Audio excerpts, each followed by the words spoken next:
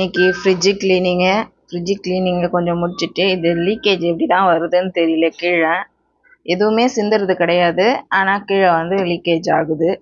இது எல்லாத்தையும் எடுத்து க்ளீன் பண்ணி வச்சுட்டு அதுக்கப்புறம் நைட்டுக்கு டிஃபன் செய்யலான்னு முடிவு பண்ணி வச்சுருக்கோம்.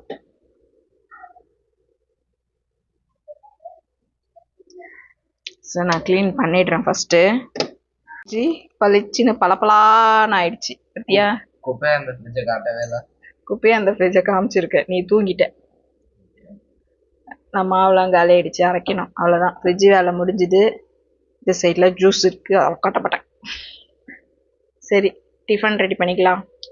ஃப்ரீசரும் ரெடி, ஃப்ரீசரில் ஐஸ்கிரீம் ரெடி பண்ணி வச்சுருக்கோம். மாவு தான் இருக்குது அதுலேயும். ஓகே, பாய். ஒரு டைம் இந்த கிரேவி ட்ரை பண்ணி பாருங்கள். வாங்க, இந்த கிரேவி சப்பாத்திக்கு சூப்பரான ஒரு சைட் டிஷ்ஷு. எப்படி செய்யுதுன்னு பார்த்துடலாம். இப்போ ஒரு பேன் வச்சுட்டு, பேனில் ஒரு 2 ஸ்பூன் எண்ணெய் ஊற்றிருக்கேன். எண்ணெய் ஊற்றி எண்ணெய் காஞ்சதுக்கப்புறம் ஒரு ஸ்பூனு சீரகம் சேர்த்துருக்கேன். சீரகம் நல்லா பொரிஞ்சதுக்கப்புறம் இதில் 3 மீடியம் சைஸ் வெங்காயம் நீல வாக்கில் கட் பண்ணி சேர்த்துக்கணும். இதை கொஞ்ச நேரம் வதக்கி விட்டுக்கலாம். இது கொஞ்ச நேரம் வதங்கினதுக்கப்புறம் இது கூடவே தக்காளி, ஒரு தக்காளி, இது மீடியம் சைஸ் தக்காளி, ஒரு தக்காளி போதும். இந்த தக்காளி ரொம்ப வதங்கணும்னு அவசியம் இல்லை. ஓரளவுக்கு வதங்கினதுக்கப்புறம் இது கூடவே குடமிளகா சேர்த்துக்கலாம். நீல வாக்கில் கட் பண்ணி வச்சுருக்கேன். இது வந்து நீளமாக தான் கட் பண்ணணும்னு அவசியம் இல்லை, பொடிசாவும் கட் பண்ணிக்கலாம். எப்படி உங்கள் வீட்டில் குட்டீஸா பெரியவங்களா அவங்க எப்படி சாப்பிடுவாங்களோ அதுக்கு தகுந்த மாதிரி. எங்கள் வீட்டில் எல்லாம் பெரியவங்க தான், நீளமாக கட் பண்ணி போடுங்கன்னாங்க. சரி, ஓகே, இப்படி ட்ரை பண்ணலான்னு இந்த வாட்டி இந்த மாதிரி ட்ரை பண்ணியிருக்கு. நல்லா தான் வந்திருக்கு ஃபைனல் டச்சு. இப்போ இந்த மிளகாவை போட்டு ஒரு 2 நிமிஷம் வதக்கி விட்டுட்டு இந்த மூடி போட்டு கொஞ்ச நேரம் வேகட்டும். அதுக்குள்ளே இதுக்கு ஒரு மிக்சிங் ரெடி பண்ணோம், அதை ரெடி பண்ணிக்கலாம். 1 கப்பு தயிர் எடுத்திருக்கேன். இதில் 1 ஸ்பூனு கடலை மாவு சேர்க்குறேன். கடலை மாவு 1 ஸ்பூனு, 1 ஸ்பூனு தனி மிளகாத்தூள், 1 ஸ்பூனு தனியாத்தூள், அப்புறம் இந்த கிரேவிக்கு தேவையான அளவு சால்ட்டு. இப்போ இது எல்லாத்தையும் ஒன்றா மிக்ஸ் பண்ணிக்கலாம்.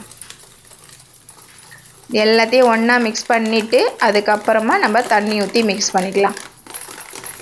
நான் இப்போ தான் மிக்ஸ் பண்ணுறேன், தயிரை கூட மிக்ஸ் பண்ணாமல் தான் வச்சுருந்தேன். எதுவும் கட்டிக்கிட்டு இல்லாமல் நல்லா மிக்ஸ் பண்ணிவிட்டு தண்ணி ஊற்றி எவ்வளோ தண்ணி வேணுமோ அந்த அளவுக்கு தண்ணி ஊற்றி மிக்ஸ் பண்ணிக்கலாம். கடலை மாவு சேர்த்துருக்கிறதுனால சூடாக பேனில் ஊற்றும் போது கெட்டியாகிடும் சீக்கிரம். மிளகா நல்லா ஓரளவுக்கு வதங்கி வந்திருக்கு. இப்போ நம்ம இதில் தயிர் இந்த மிக்ஸ் பண்ணி வச்சுருந்தோம் இல்லையா, இதை சேர்த்துக்கலாம்.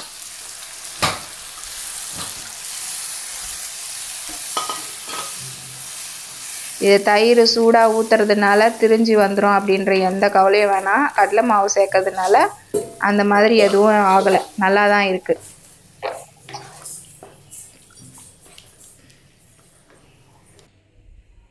இப்போ இது வந்து வாசனைக்கு இது வந்து ஆப்ஷனல் தான். நான் வந்து பட்டை, கிராம்பு, ஏலக்காய், அந்த ஹோல் கரம் மசாலாவை வந்து பவுட்ரு பண்ணி வச்சுருக்கேன். அதில் வந்து ஒரு சிட்டிகை சேர்க்குறேன் நான்.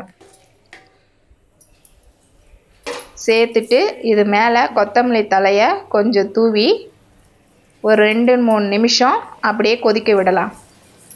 2-3 நிமிஷம் நல்லா கொதி வந்ததுக்கப்புறமா அவ்வளோதான், கிரேவி ரெடி ஆகிடும் நம்மளுக்கு.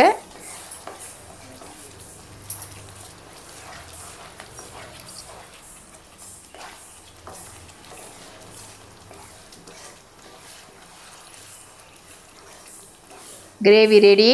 இதை வந்து இப்படியேவும் சாப்பிடலாம், இல்லை நான் வந்து இதில் 2 முட்டையை உடச்சி ஊற்றலான்னு பிளான் பண்ணிட்டேன். அதனால் கொஞ்சோண்டு எடுத்து என் பையனுக்கு தனியாக கொடுத்துட்டு இதில் 2 முட்டையை உடச்சி ஊற்றுறதுக்காக நடுவில் இந்த மாதிரி நடுவில் இருக்கிறதெல்லாம் எடுத்து விட்டு கொஞ்சம் கேப் வர வச்சுட்டு 2 முட்டையை உடச்சி ஊற்றுறேன். இப்போது 2 முட்டையை உடச்சி ஊற்றிட்டு அப்படியே கொஞ்ச நேரம் மூடி போட்டு மறுபடியும் மூடியை ஓப்பன் பண்ணி இப்போது இதில் வந்து கொஞ்சமாக சால்ட்டு, இந்த முட்டைக்கும் சால்ட்டும் தனி மிளகாத்தூளும் சேர்க்குறேன்.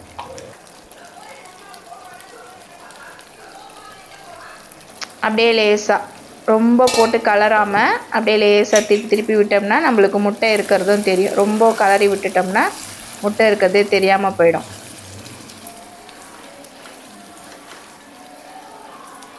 அவ்வளோதான். கொஞ்ச நேரம் ஒரு 2-3 நிமிஷம் நம்ம வேக வச்சாலே சூப்பராக நம்மளுக்கு கிரேவி ரெடி ஆகிடும். கிரேவி ரெடி, சாப்பிட்றதுக்கு நாங்களும் ரெடி.